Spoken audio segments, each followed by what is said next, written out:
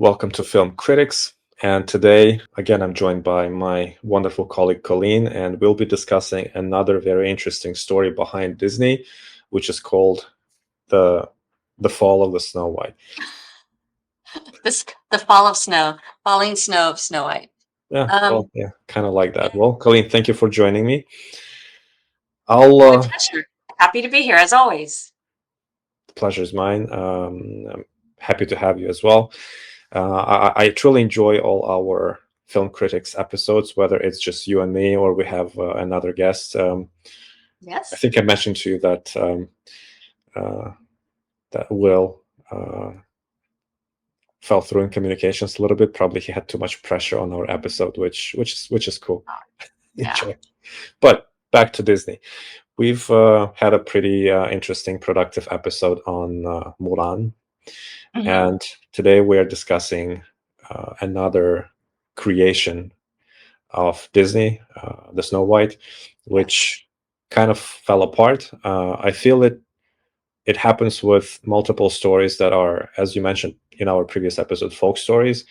Mulan is one example. Snow White is now. We also have an example of The Mermaid, which was not just, I think, a failure, but also very controversial because written by Hans Christian Andersen in Denmark, I don't think he envisioned a non-European looking mermaid. But Disney's Disney. They think that they can do whatever they want to do. Today, let's focus on Snow White. Okay. Let's begin with because you just brought up about like having a different version from the writer, the original writer, right? Mm-hmm. A different take on that. And they actually did that on Snow White. Because if you think about Snow White and where her name came from and the original folktale, fairy tale of Snow White, her skin is white as snow, and we have a Snow White being cast who's not. She's Latina, I believe. Right. Well, maybe they were trying to have a hot Latina, which probably, again, didn't work for them. Well, I think so. It's interesting. I just want to touch on this for a bit because I don't think this had anything to do with the success or non-success of the new live-action Snow White from the 2025 version of Snow White from Walt Disney Pictures. However, it does speak to the fact that we are talking about movies and we're talking about fantasies and we're talking about narratives and literary license. So how much of that literary license do we have, and what is acceptable to an audience and what is not? So you mentioned The Little Mermaid, and we have Snow White, and we have an entity that is making a production company making a movie, and they have an idea that they want to put forward. So they have to decide when they're casting, what's going to help.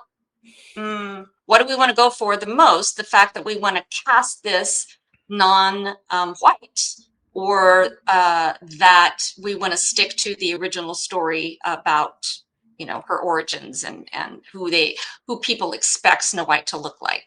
So, well, I guess they're trying to disrupt the market and by irritation to bring more attention to it. There are maybe a couple of sides which we can discuss. First off, if my memory serves me well, and I loved reading Hans Christian Andersen when I was a little kid, he wrote without describing colors. So you would use your imagination to paint it.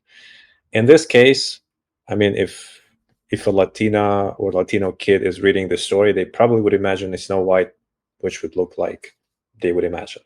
So we could use this excuse as an option. Sure. Now, what it shows me with the Snow White or with the Mermaid, the writers are very poorly educated.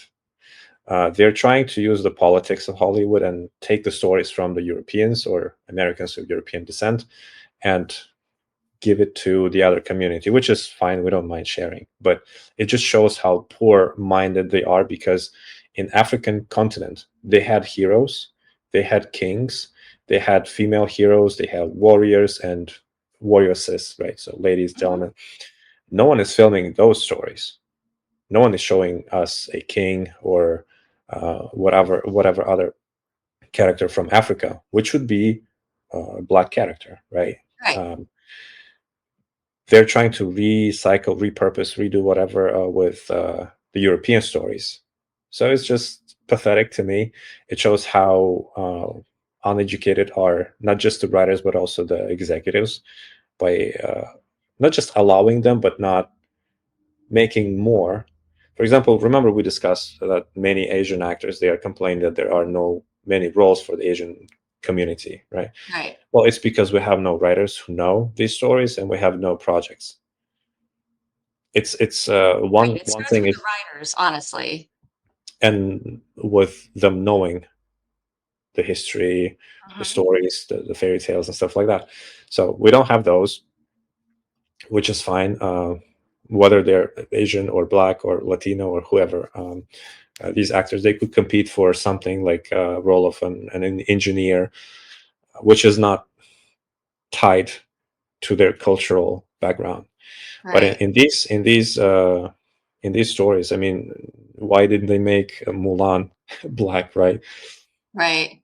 It just doesn't make sense. So I guess Hollywood needs a little bit of more educated people, less egocentric, which they would think that they know what they do because their mommies and daddies fed them this information. And we'll definitely have a lot better projects. But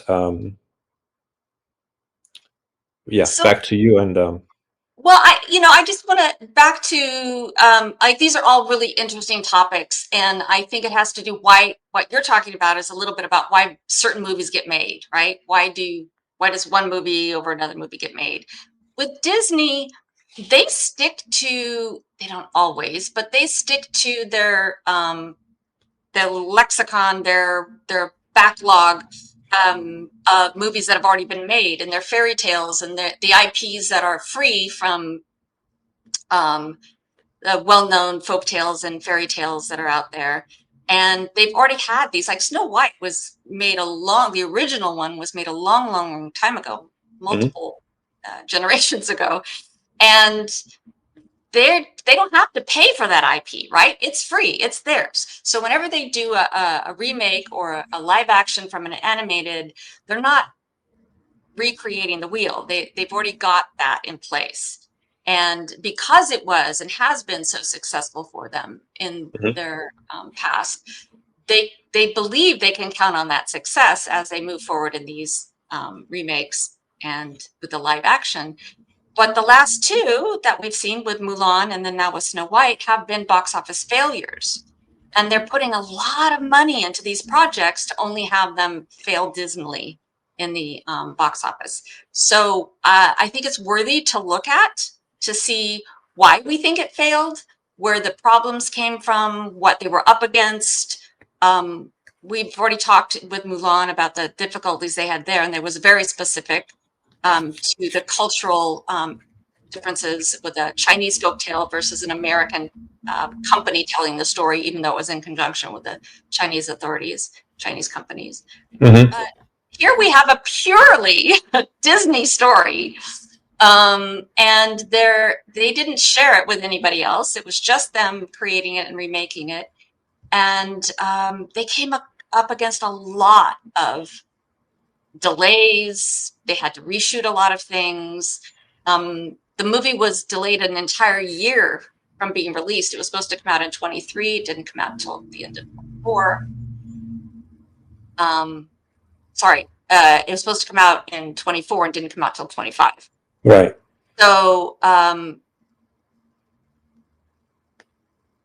the events that happened in the world can really affect a film. And I think Snow White is probably one of it's not just like, oh, it was bad directing, oh, it was bad writing. I think it was a perfect storm of things going wrong and issues, mountains they had to overcome. And they just never recovered. I don't think the movie was able to recover from all the issues that they had. Like the strike happened right in the middle of them making the movie. The 2023 actors and writers strikes happened, and it delayed them a whole year. Well, again, as I mentioned in our previous episode with Mulan, you having a project, whether let's say call it a business or a startup, right? It's a separate business project of Disney as a big business. Right.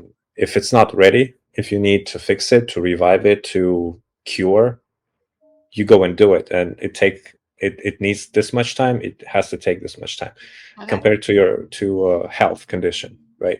If you're not in a healthy condition, you won't go and compete, right? Right. And when you are putting your project for the audience, you are sort of competing for the box office. You're competing to make the money. So it's a competition. It's not just like, oh, I'm making a film, I'm just making for myself.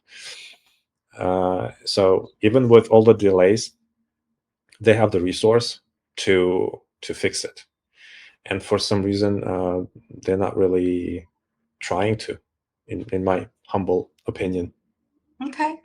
Well, so they had, I'm going to list off all the issues they had, and then I'd like to focus on how they could have fixed those issues, and in the end, how the movie actually got put out in the condition that it was in. So there was the strike. That was number one. There was a second COVID outbreak during the filming while they were in the UK that they had to contend with, and that added a lot of money to the budget. Now, the budget, talk about huge budgets. I think what the estimation was is $240 to $270 million budget on the film, and part of that was increased, and it ended up at that because of the delays, the year delay, because of the COVID. They added on tens of millions of dollars of having to take care of the COVID outbreak and the stopgap things they had to put into place to create a safe environment for everybody to keep working. Mm-hmm. There was a fire on the set. One of the thatched roofs, I guess, maybe it was, I don't know if it was the dwarves roof, but that was all animated, but CGI. But they had a set that the roof got on fire. The woman, Gal Gadot, who plays the queen, she had health issues, which caused quite a bit of delays, complications due to pregnancy, I think. Mm-hmm. There were reshoots. They didn't like, they got it all complete, and then they didn't like the ending. So, to your concern about like why they don't see things, well, maybe they saw something that was wrong and they said, well, we don't like the ending, we need to reshoot it. So they tried to fix whatever the issue was. We won't know because we never saw the original, but they did reshoot the ending, and that added time. They had to create a whole new scene with the evil queen in the magic mirror, apparently. And, there were just other typical delays, I think, involved, but those were the big things. It added a year, it added time, it added precautions for COVID, lots of money got added on. So we ended up, between the budget of the film and then the marketing budget, like it was a $70 million marketing budget, like $350 million out the door. That's what this film has cost, and that's what the studio has to make back just to break even. So that just gives us just so we understand the starting position of what they need to do. So, okay. I want to give you some stats to start off with. I like starting with that. So Snow White 2025 was released March 19th, 2025. Its opening weekend was 42 million. However, to date, we're at the end of April. It has only made 85 million domestically. So it's doubled since then, but that's it.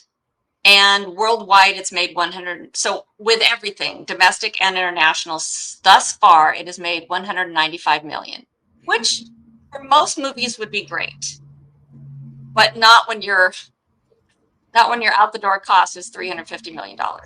So they'll probably not make that back. If at this point they've gotten such bad reviews, I doubt they'll be able to make that back, but you never know. Well, my guess, I don't have any evidence to prove that, but my guess is that they spent a lot more than they are showing in reality with all of these delays, because big delays, they have small issues, small delays, and it's like a little chain which you have to go and fix, and probably for their own PR, that's what I would advise them. Just keep it, because you don't know what's going to happen. And again, let's look at the Disney in the 90s, in early 2000s, or before that. They had a clue what market will consume well. And with Mulan, with this story, with The Mermaid, it seems like they just got disconnected. They just make things without any consideration of anyone else, probably, except for themselves.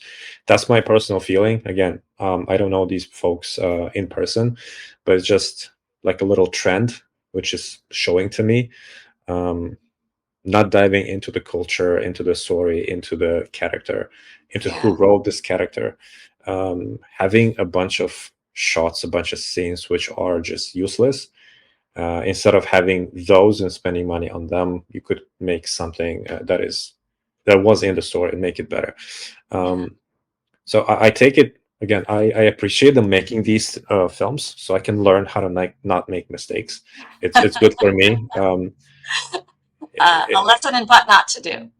Yeah, exactly. It's like I have a little reference. Okay, now I know what not to do, because some of the things I wouldn't really think of unless I see them, and whoa, okay, I gotta pay attention to this move or this frame or this lens or whatever. And again, more research. Yeah, I see it as magic is in details. And I see that they're not really focusing on that magic, which we've noticed, which we've had with the animation, Mulan, animation story, Mermaid, or the Snow White.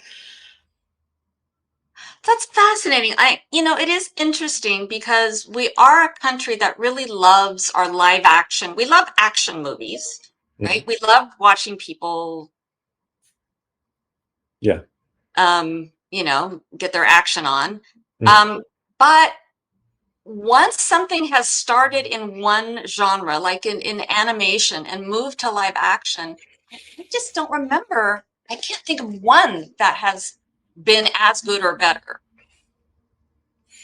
Well, let's say that it remains to be seen. I'm hoping that Disney will refresh their blood, and they will have better people, more professionals, less egocentric or less entitled. Okay, so you're really feeling like this is a symptom of their leadership executives. Yeah, absolutely. Just like in Japan, if the company has a failed year, they're not firing the employees, they're firing the top management, or they're asking from. So it's easy to find a scapegoat like that PA on set and say, we have a flop because of him. He or she is like, I'm just bringing coffee, right? But even, the Disney parks, when they had this policy by supporting the transgender community, I have no against the community, nothing wrong with them, do whatever you want. But if the biggest clientele is families and kids, and you're going against them, how wise of a business decision is that? Right. You can accept all of them, nothing wrong. People love Disney. I've had my mentees putting the Mickey Mouse ears on my head, which, but this was one decision that I've noticed, business wise, not wise at all. Nothing political for me. To me, it's business. If we can make money with these communities, let's do it, but not one against another. And when you're specifically family-based business, you're for kids and for families mostly. Why they did it? Again, one mistake. Mulan, big mistake. Not being well educated in cultures and twisting the culture, the character for the mermaid. Not showing any diversity, as they talk about. They're great at talking and not really doing. If you want more diversity, bring more Asian stories, bring more African Asian stories. Well, they're going to stick that. That's just it, though. They're always, no, maybe they won't always. Okay. Thus far, what they have chosen to do is stick with the stories that they have. Yeah. And they do get some new ones, like The Lion King was new. Yeah, in the 90s. Meaning it didn't come from, Hans Christian Andersen. It didn't come from their stock that they had been drawing from as far as the Pinocchio and, all the old fairy tales and folk tales and stories. So, they need to branch out and find fresh stuff. Fresh stuff from other cultures and other things. But as we learned from Mulan, they have to do it with care, and they have to do their the research, right? Yeah, and you mentioned The Lion King. It happened in 1995, if my memory serves me well. And now they also remixed it with a sort of animated version. I haven't seen the new one. Honestly, with my experience seeing what Disney does, I don't even want to go and watch. What's the point of getting disappointed in low quality stuff? I do enjoy watching the old films. Yeah, I do too.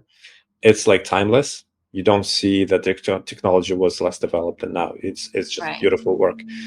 And now it's just something like they try to do fast and cheap. Yeah. In one sense, I remember talking to an agent, and he mentioned to me that this is what studios usually do. They would have the first film successful, and they would just try to scoop all the money possible with the sequels or with other versions. No, I see that too. But in this case, I don't see it bringing them anything good. They've succeeded, for example, with The Godfather, right? Yeah. They've scooped a lot of money, even though the second, third films, they were not as good as the first one. And we can find multiple sequels like that, and they still made money. Now, you see, with Mulan, we have a big loss. With Snow White, we have a huge loss. I didn't bother to research about the mermaid. Sequels, though. See, here's the difference. They're not sequels, they're remakes.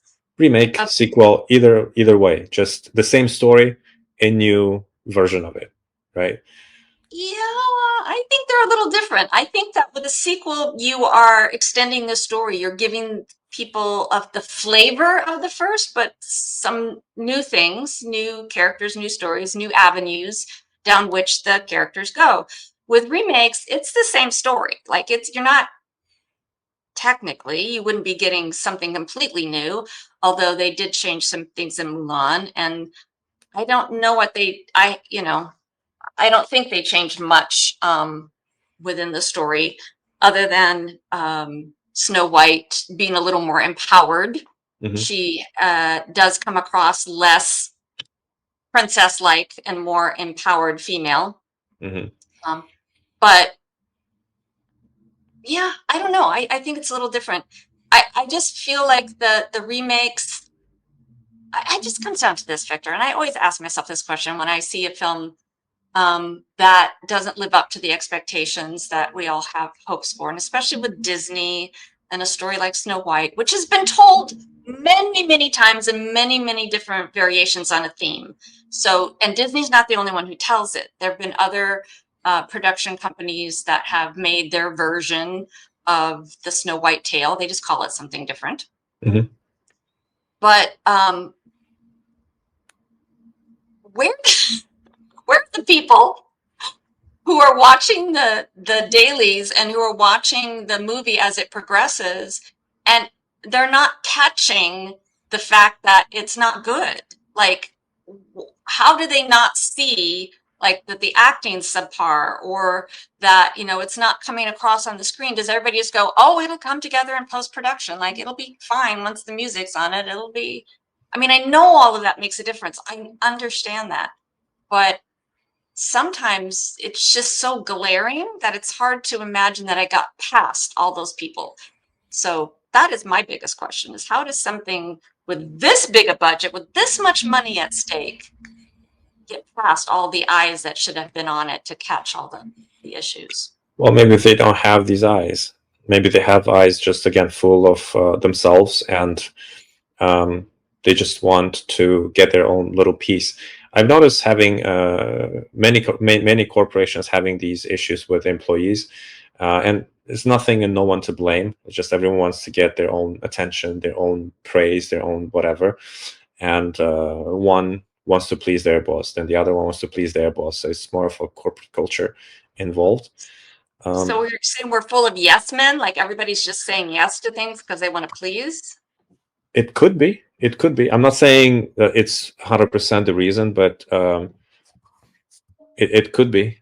Okay. Why else they would? Everybody's afraid of losing their job. That's the, when you're in an industry that's so competitive. We talked about it being a competitive industry.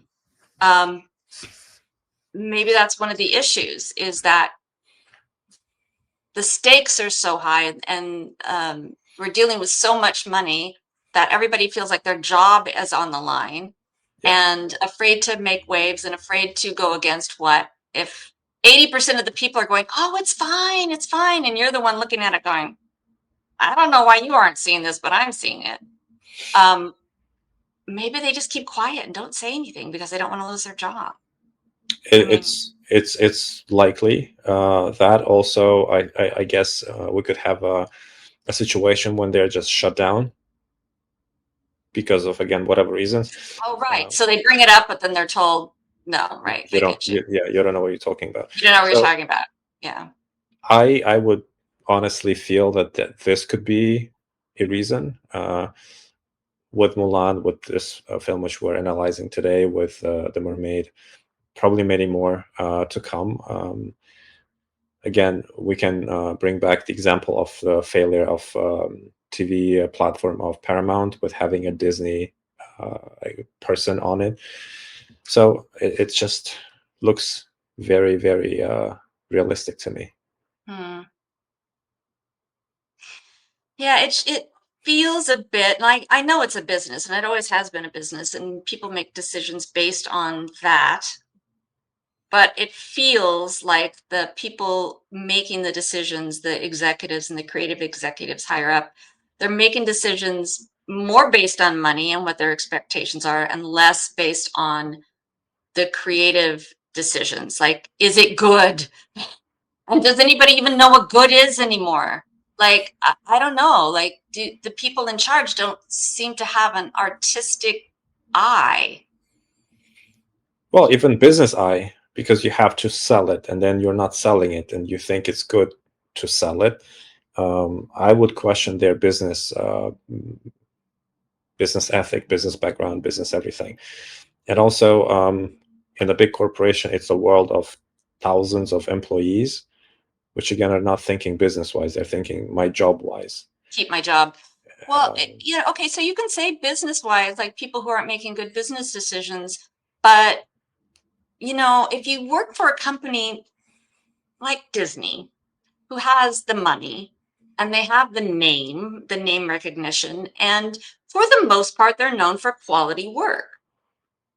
And you just say, well, people will watch it simply because it's Disney. They'll watch it because we're going to market the hell out of it. If we put enough money behind marketing, we'll get enough people in the seats. We have our own channel, we'll show it on. I'm not so sure that they're equating. I'm not even sure how to put this. Like, do they even know what a good business decision is if you're people who work from the bottom up and they've learned to scrap, and they've learned the hard way, like from the mailroom to the, everything. You work through all the areas, you understand marketing and advertising and what you have to do, and you work your way up. You understand a business, whatever business it is, from its core. I feel like we have people coming in at very high levels as executives who don't have that experience, who don't know the business, who haven't worked it and haven't struggled to find funding for a project, or the fact that their budget got cut, so they have to make it, in the most get the best product for the least of money or least expense. And I don't know, the way they're making decisions, it kind of floors me. So I'm a little flabbergasted, as you can tell. Well, yeah, it does make sense. I don't know if if a person who is going through all the stages from a mailman to the executive is very business minded or oriented, because again, it's a job and promotion. So it could be not 50-50, but they would know how things work and who to please for sure. Now the folks who are in there, it feels like with the politicians, which we have, whether it's California or nationwide, it's just like a little club, and they got positions which their families were somehow, whether maybe they were in there or in their circles, they had these connections. So it's like the same circle, but those people, they've made the money, they've had the vision, they've had understanding of how it works, and the kids are just born into royalty, basically born into position. They don't know what they do. Right. That's my guess, based on what I see in the Silicon Valley quite often. In Sacramento with the politicians, not so much in Washington. I don't fly that much, but a little bit. And also in Hollywood, which the circle is shrinking. Yeah, the circle is shrinking for sure. And it's always been that, though. Like the well-known saying, it's not what you know, it's who you know. And it's that way in a lot of businesses and industries, don't you think? The connection, Yeah, your it relationship is. and connection. It is, but I believe it was a lot different in the 90s, in the 80s, in 2000s, and now it's a completely opposite, right? And we can judge by films made in the 90s and 2000s, iconic, and before that. And what we have now is just a fast food culture and Okay, a so lot you're of saying, flops. yeah, the films are reflecting kind of us societally, and the people who are now in charge, the way they've been raised, and their mentality. If you're raised on fast food, um, your mentality is different than somebody who has, well, more old school, who've been around for the 80s, 90s, and early 2000s. Is that what you're Yeah, like? Just that's, the younger mentality that the people in charge, the younger generation, um, they don't. Maybe they just don't understand quality. It's all about the money, so they're not. They're not. They don't have a firm grasp on quality. when, and again, I don't know them in person, so I just am guessing. When a kid is given everything and is not working to get it, and is not diving, and is not going through all the pressure, is not, the diamond is not forming. They're being praised, they're being given the position. They go to Yale or Stanford or whatever they believe they know. And I've met quite a few Berkeley, Stanford graduates. These kids are detached from the real world. Um, some of them I've witnessed a lecture on the business with China, and there are many guests, and I was like, professor, probably a few years older than me, like, you don't know what you're talking about. And no wonder our businesses are failing in the relations with China, because people like you, given this position, is teaching something that is far from the truth. Interesting. I'm just building this kind of a model trend.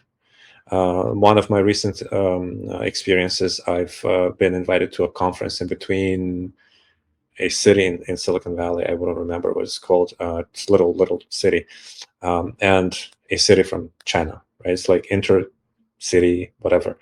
Okay. Event, business expo, and they had a mayor of this city, of this town here, just a little below San Francisco, and a few folks from, I guess, the city council or whatever here. And I felt ashamed, because these people, they're just not smart. They have no idea what they're doing. They believe a lot of themselves. They behave like kings and queens. They talk about some honestly nonsense. And I see facial expressions of the Chinese delegates. And they are kind of smiling. And I know what it means, because I know those folks, and I know the culture decently to read the facial expressions And it's like, okay, it's a loss. We have a bunch of dumbass people teaching at Berkeley, being in our city council, county, whatever. No wonder we have issues. And probably the same thing is in our in our business, which in one case it's probably not the best, not the most positive, but also it opens up more opportunities for us, for yourself, myself, for people who are actually working and knowing what to do. Yeah, I see what you're saying. It is interesting from that perspective of how culturally we see these things play out. Yeah, is what do we do about that, Victor? Or do we do anything? Or we just twiddle our thumbs and wait for things to change? Or what would you say? Like, if we're going to open this up, let's open this up to our viewers out there and say, all right, we've been talking about what's wrong with the films.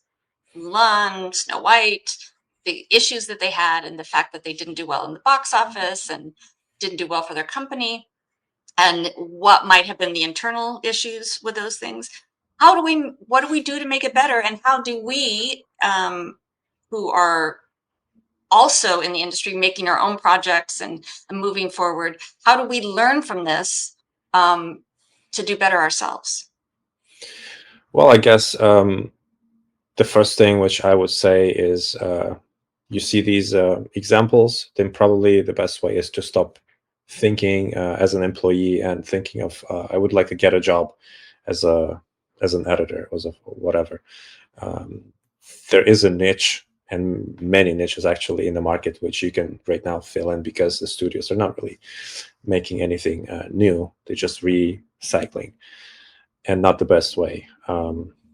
Disney being one of the great examples. So pay attention to Quentin Tarantino, who does his stuff. Yeah. Martin Scorsese, James Cameron, and big people like that, Sylvester Stallone, and just grab the opportunity. Yeah. Watch the entrepreneurs, watch the people who are the mavericks, who've done it their way on their own. And that's what I'm hearing you say, right? Yeah. Instead of watching the studios, look at the people who are have created their own niche, their own way in the world, as opposed to following what everybody else has done. Yeah. And probably stay away from what the school, if someone is unfortunate to go to a film school, like we have many little schools in LA, and they would teach you to be an employee. Stay away from that, and stay away from having a rate. You're not selling your time. You have a vision, and just bring it to life. What could be the worst case scenario? You have a flop like Disney. Well, it's okay. Yeah. So that's what I would take out of it. What's going to happen with Disney, we'll see. Hopefully, the board of directors, they have some people with vision and brains, and they will dry the swamp, or what was that expression? Drain the swamp? Drain the swamp, yeah. And bring new blood, fresh blood, people who are actually hungry for results. That's beneficial to their company. So I don't see a reason why not to do that, but not employees, not those who are clocking in, clocking out. That will not serve. Yeah, that's interesting. So it's a mentality. We're talking about a difference in mentality of somebody who's more of an entrepreneur, a go-getter, a self-starter, wanting to make things happen, somebody with vision, as opposed to somebody who just wants to put in their hours and get a paycheck. Yeah. That's how a company grows. That's how they grew with Walt Disney. That's how they became the Disney, and that's how they're losing now. And it brings me an example. Strong men create bad times, create strong men. Because Disney was rejected from multiple studios, so he created his own. He created good times, and now good times created weak men, and weak men created nonsense, which is flop after flop.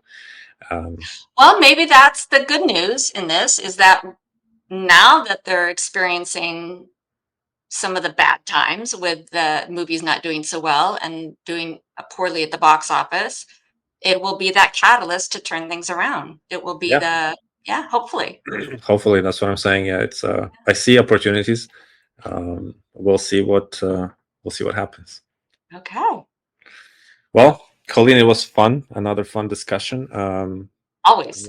I'm looking forward to our next one, and let's hope for the best of our industry. It's a flagmanship. It's like the light which we have for either ships in the ocean or for planes. I see it, Hollywood, as this type of light for the whole film industry worldwide. So we cannot lose our leadership. No. Well, onward and upward. Exactly. Well, thanks again, and let's thank to all of our viewers for watching, and we'll keep you updated, and we'll tune in as soon as we get our next episode. Sounds great. Thank you, Victor. Thank you.